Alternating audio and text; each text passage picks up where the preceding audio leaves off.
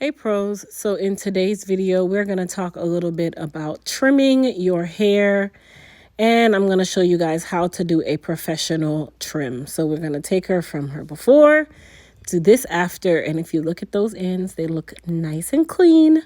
So that's exactly what we're going to talk about today. Now keep in mind, if you're new to this channel, go ahead and hit the subscribe button and thumbs up before you go. All right, so she has already been shampooed and conditioned using the Hair Repair and Restore shampoo and conditioner. Now we are getting her prepared for her trim. Now, when you are doing a trim, whether it be you're doing it yourself, which you guys know I'm not a whole fan of that, but okay, or a professional is doing it, it is always best to, if you're not a pro at this, to go ahead and section off the head. Now, if you guys saw me do something just now, I literally ran my finger down the side of her head because I needed to find where her parietal ridge is. The parietal ridge also is a good layout for your sectioning when it comes on to trimming. And then, of course, there is a part from ear to ear, right behind the ear, or you can go to the middle of the ear. It's really by choice. So when we're doing our trim, we are going to have what we call a traveling guide. That guide is basically going to follow us through the cut, and you also want to make sure that you have your cutting comb. There is a difference between a cutting comb and a styling comb, and you also want to make sure you have a good pair of shears. For those of you that love to use those nice gray plastic handle shears that you find at the beauty supply for $2.99, that is a no. We are going to use professional shears because we are professional, and professional shears can be sharpened. Professional shears can be adjusted in tension. It's very different from those little cheapy, I'm going to cut some paper shears that are at the store, okay? All right, so while we are getting into our trim, I want you guys to take note as to how I am sectioning the hair as I'm trimming. The head is not the size of a paper, the shape of a paper. It's not flat.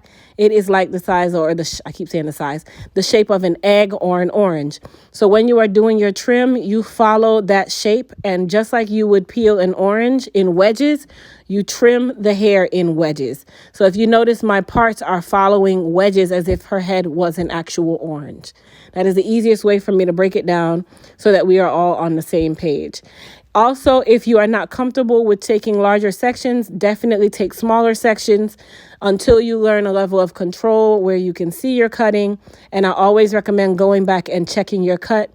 I always say cut once, check twice, and cut again if need be.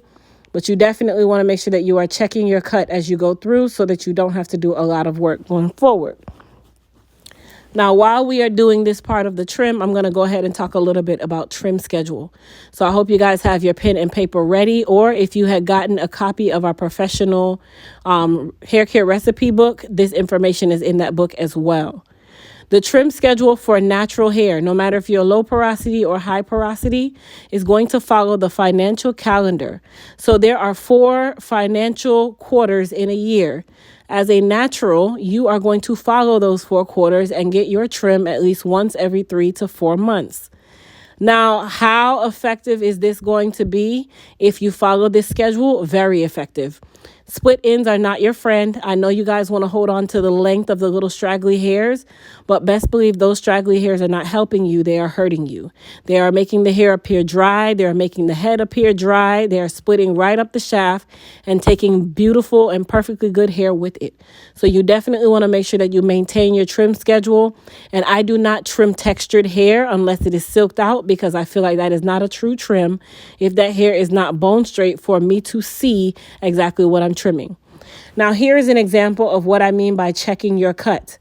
I am cutting the hair in vertical lines, so I am going to check my cut by parting the hair horizontally so that I can see exactly where I have too much weight. That is also something that a pro would do. They check their haircut to see if there's any weight or any corrections that need to be made. Now back to the trim schedule.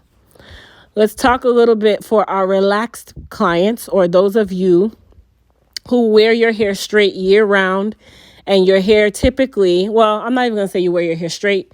This is going to be for our relaxed girls, period. If you are relaxed, you are to be getting your trim done at every retouch relaxer. Now, I say this to be funny in a lot of the Elite Hair Care videos, but I'm going to tell you guys this straightforward. If your stylist does your relaxers based on when her bills are due, then your schedule is going to be thrown off.